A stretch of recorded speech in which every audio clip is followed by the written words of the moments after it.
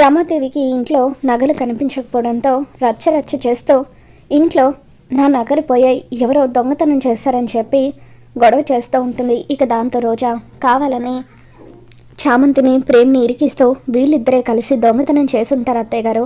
ప్రేమ్కి బిజినెస్లో గెలవాలని ఛాలెంజ్ చేశాడు కదా, అందుకే ఈ చామంతి దొంగతనం చేసి ఆ నగలు అమ్మి డబ్బుని ప్రేమ్కి ఇచ్చిందేమో అని చెప్పి అంటూ ఉంటే ఆ మాటలకు ప్రేమ్ చాలా బాధపడిపోతూ ఉంటాడు.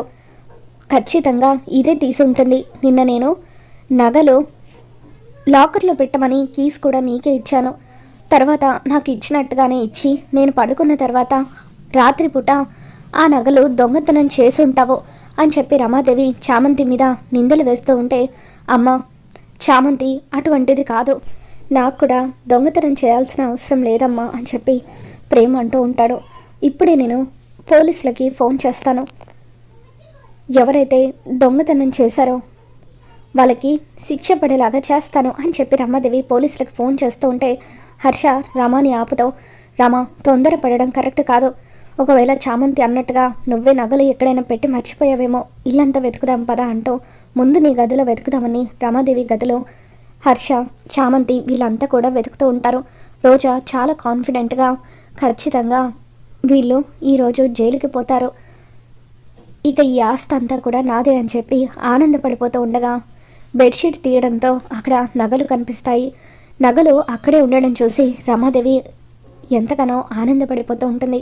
హర్ష హర్ష ఇవే హర్ష నా నగలు అని చెప్పి రమాదేవి ఆనందపడిపోతూ ఉంటే, చూసావు కదా రమా, నగలు నువ్వే బెడ్ కింద పెట్టుకొని నిద్రపోయావు, మళ్ళీ అనవసరంగా నగలు కనిపించడం లేదని చామంతి ప్రేమ్ మీద దొంగతనం నిందలు వేశావు అని చెప్పి అంటూ ఉంటే, ఇక అప్పుడు రమాదేవి సడన్గా నగలు కనిపించకపోయేసరికి నేను వాళ్ళని అనుమానించాల్సి వచ్చింది హర్ష అని చెప్పి అంటూ ఉంటే, చూడరమ్మా ఇంకొకసారి ఇలా ఒక దగ్గర పెట్టిన వస్తువుని మరొక దగ్గర వెతుకుతూ అనవసరంగా ఇంట్లో వాళ్ళ మీద నిందలు వేయకు, నువ్వు చేసే పనుల వల్ల ఇతరులు బాధపడాల్సి వస్తుంది, ఆఖరికి కన్న కొడుకు మీద కూడా నింద వేశావు, నీ పద్ధతి నాకు ఏమాత్రం నచ్చడం లేదురమా అని చెప్పి హర్షవర్ధన్ రమాదేవి మీద మండిపడుతూ ఉంటాడు. సారీ హర్ష అని చెప్పి రమాదేవి అంటూ ఉంటే, చెప్పాల్సింది నాకు కాదు చామంతికి ప్రేమ్కి అని హర్షవర్ధన్ అంటూ ఉంటాడు. ఇక దాంతో రమ, ఏంటి హర్ష నువ్వు అనేది, ఆఫ్టర్ ఆల్ ఈ పని మనిషికి నేను క్షమాపణ చెప్పాలా అని అంటూ ఉంటే, తప్పు చేసినప్పుడు చిన్న పెద్ద డబ్బు పేద అనే భేదాలు ఉండవు రమా, ఎవరికైనా సరే మనం క్షమాపణ చెప్పాల్సిందే అని చెప్పి మర్యాదగా చెబుతావా లేదా అని హర్షవర్ధన్ అంటూ ఉంటే, ఇకప్పుడు చామంతి, అయ్యగారు పర్వాలేదండి అయ్యగారు, ఇక ఇంతటితో ఈ విషయాన్ని వదిలేద్దాము అమ్మగారు, మేము నిజాయితీగా బతికేటోళ్ళమే కానీ ఇలా దొంగతనంతో డబ్బు సంపాదించాలనే మనస్తత్వం మాది కాదు, దయచేసి ఇంకెప్పుడు కూడా ఇలా దొంగతనాన్ని అంటగట్టి మమ్మల్ని బాధ పెట్టకండి అమ్మగారు, అది చాలు అని చెప్పి చామంతి ఎంతో బాధగా అక్కడి నుండి వెళ్ళిపోతుంది. మరోవైపు ప్రేమ్ కూడా రమాదేవి వాళ్ళ మాటలకు బాధపడుతూ ఉంటాడు. ఇక ఇదంతా చూస్తున్న రోజా ఒక్కసారిగా షాక్ అవుతుంది. ఇదేంటి, నగలు ఇక్కడున్నాయేంటి, నేను సేటుకి ఇచ్చిన నగలు ఏమైపోయి ఉంటాయని చెప్పి రోజా ఆలోచిస్తూ ఉంటుంది. అలా ఒంటరిగా ఉన్న రోజా దగ్గరికి చామంతి వస్తుంది. చామంతి చిటికెలు వేస్తూ, ఏంటి నగలు ఏమయ్యాయని ఆలోచిస్తున్నావా, నువ్వు సేటుకి ఇచ్చింది ఒరిజినల్ నగలు అనుకుంటున్నావా, అవి నకిలీ నగలు, నీ కుట్రల గురించి నీ చెల్లెలైనా నాకు తెలీదా, అందుకే నీ ప్లాన్ని ముందుగానే పసిగట్టి ఒరిజినల్ నగల్ని దాచిపెట్టి నువ్వు డూప్లికేట్ నగలు తీసుకువెళ్ళేలాగా నేనే ప్లాన్ చేశాను అని చెప్పి చామంతి అంటూ ఉంటుంది. ఇక అప్పుడే రోజాకి సేట్ ఫోన్ చేస్తూ ఉంటాడు. అదిగోనే నువ్వు నగలు అమ్మమ్మని ఇచ్చావు కదా, ఆ సేట్ ఫోన్ చేస్తున్నాడు, లిఫ్ట్ చేయని చెప్పి అంటూ ఉంటే రోజా ఫోన్ లిఫ్ట్ చేస్తుంది. ఏవమ్మా నీకు అసలు బుద్ధుందా, జమీందార్ గారి మనవరాలని చెప్పి రమాదేవి గారి కోడలని చెప్పి అసలు సీసలైన వజ్రపు నగలంటూ డూప్లికేట్ నగల్ని అంటగడతావా, మొదటిసారి కాబట్టి మీ ఫ్యామిలీకి మంచి బ్యాక్గ్రౌండ్ ఉంది కాబట్టి నిన్ను క్షమించి వదిలేస్తున్నాను, లేకపోతే పోలీసులకు పట్టించి ఉండేవాణ్ణి, ఇంకొకసారి ఇలా అసలైన నగలంటూ నకిలీ నగలు తీసుకొచ్చి నాకు అంటగట్టాలని చూస్తే డైరెక్ట్గా నిన్ను పోలీసులకు అప్పగిస్తాను అని చెప్పి ఆ సేట్ రోజాకి వార్నింగ్ ఇస్తాడు. దాంతో రోజా సారీ సార్, తప్పైపోయింది, ఎక్కడో ఏదో పొరపాటు జరిగింది అని చెప్పి అంటూ ఉంటే నోరు ముయ్యవమ్మా అంటూ అతను ఫోన్ కట్ చేస్తాడు. ఏంటమ్మా ఆ సేటు నిన్ను తిట్టిన తిట్టకుండా తిడుతున్నాడా?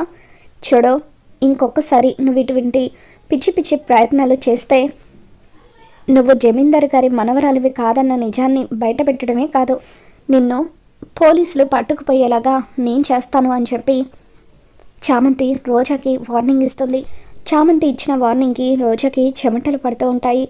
ఇక ఆ తర్వాత రోజా లాభం లేదు, ముందైతే ఈ ప్రేమ్ గాడు ఛాలెంజ్లో గెలవకుండా నేనే రంగంలోకి దిగాలి, అరుణ్ సార్ని దగ్గరుండి గెలిపిస్తే అప్పుడు ఆ 49% ఆస్తి నాకే దక్కుతుందని చెప్పి రోజా ప్లాన్ చేస్తూ ఉంటుంది. మరోవైపు ప్రేమ్ రమాదివ్య అన్న మాటలు తలుచుకుంటూ ఒక చోట కూర్చొని బాధపడుతూ ఉంటాడు. పాపం ప్రేమ్ బాబు అమ్మగారు అన్న మాటలకి ఎంతలా బాధపడ్డారో ఏంటో అని చెప్పి చామంతి ప్రేమ్ దగ్గరికి వస్తుంది. బాబు అమ్మగారు అన్న మాటలకి బాధపడుతున్నారా అని చెప్పి అంటూ ఉంటే అప్పుడు ప్రేమ్ చామంతి ఏం చెప్పమంటావు, కన్న తల్లే నన్ను ఒక దొంగలాగా చిత్రీకరించింది, ఛాలెంజ్లో గెలవడానికి నేనే ఆ నగలు దొంగతనం చేశానని చెప్పి వదిన గారు అనగానే అమ్మ ఆ మాటలు నమ్మేసి కన్న కొడుకు నన్ను చూడకుండా నా మీద కూడా పోలీస్ కంప్లైంట్ ఇస్తానంది, ఆ మాటలు తలుచుకుంటేనే నాకు చాలా బాధగా ఉంది అని చెప్పి ప్రేమ అంటూ ఉంటే మీరెందుకు బాబు వాళ్ళ మాటల గురించి ఆలోచిస్తూ మీ మనసు పాడు చేసుకుంటున్నారు, మీరు ఎదగకుండా ఉండాలని ఛాలెంజ్లో గెలవకుండా ఉండాలని కావాలని వాళ్ళు ఇదంతా చేస్తున్నారు, మీరు వాళ్ళ మాటలు అస్సలు పట్టించుకోకండి, పట్టుదలతో ఎలా పైకి ఎదగాలో ఆలోచించండి అని చెప్పి చామంతి అంటూ ఉంటుంది. అవును చామంతి, నువ్వు చెప్పింది కూడా నిజమే, వాళ్ళ మాటలు నేనెందుకు పట్టించుకోవాలి, ఇకపై ఎట్టి పరిస్థితుల్లోనూ వాళ్ళ మాటలు పట్టించుకోను, బిజినెస్లో ఎలా పైకి ఎదగాలో ఇకపై నేను కాన్సన్ట్రేట్ చేస్తాను, ఖచ్చితంగా పైకి ఎదుగుతాను అని చెప్పి ప్రేమ్ అంటూ ఉంటాడు. ఇక అలా ప్రేమ్ మళ్ళీ క్యాబ్ నడపాలని చెప్పి వెళ్తూ ఉంటాడు. అలా ఒక కస్టమర్ని డ్రాప్ చేసిన తర్వాత షేర్స్లో పెట్టుబడి పెట్టాను కదా, అది ఎంత అయిందో చూద్దామని చెప్పి ఓపెన్ చేసి చూసేసరికి ప్రేమ్కి 10 లక్షల లాభం వస్తుంది. ఇక దాంతో ప్రేమ్ చాలా హ్యాపీగా ఫీల్ అవుతాడు.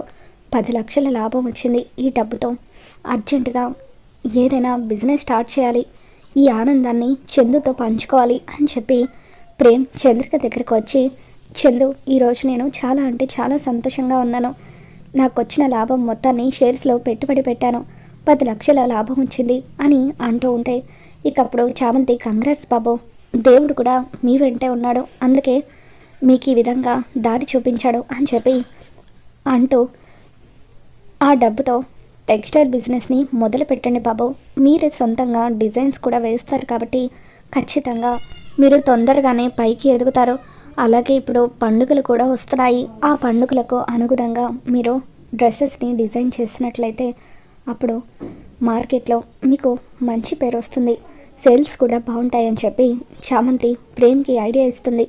అవును చామంతి, నువ్వు చెప్పింది నిజమే, ఈ బిజినెస్ చేస్తే ప్రేమ్ బాబుకి ఖచ్చితంగా లాభాలు వస్తాయని చెప్పి చంద్రిక కూడా అంటూ ఉంటుంది. వీళ్ళు ముగ్గురు కూడా టెక్స్టైల్ బిజినెస్ గురించి మాట్లాడుకుంటూ ఉంటారు. ఇక దాంతో రోజా ఓహో ప్రేమ్ గాడికి 10 లక్షల లాభం వచ్చిందనమాట షేర్స్లో, అంటే ఆ డబ్బుతో టెక్స్టైల్ బిజినెస్ని మొదలు పెట్టాలనుకుంటున్నాడు, నేను కూడా అదే బిజినెస్ పెడతాను, వీడికి పోటీగా పార్ట్నర్స్ని కలుపుకొని ఒక పెద్ద సెంటర్లో షాపింగ్ మాల్ని ఓపెన్ చేస్తాను, 2 నెలల్లో ఆ ప్రేమ్ గాడి కంటే ఎక్కువ లాభాలు సంపాదించి 49% ఆస్తిని కొట్టేస్తానని చెప్పి రోజా ప్లాన్ చేస్తూ ఉంటుంది. మరోవైపు రోజా అరుణ్ని ఒక 2 బిజినెస్ పార్ట్నర్స్ దగ్గరికి తీసుకొని వెళ్తుంది.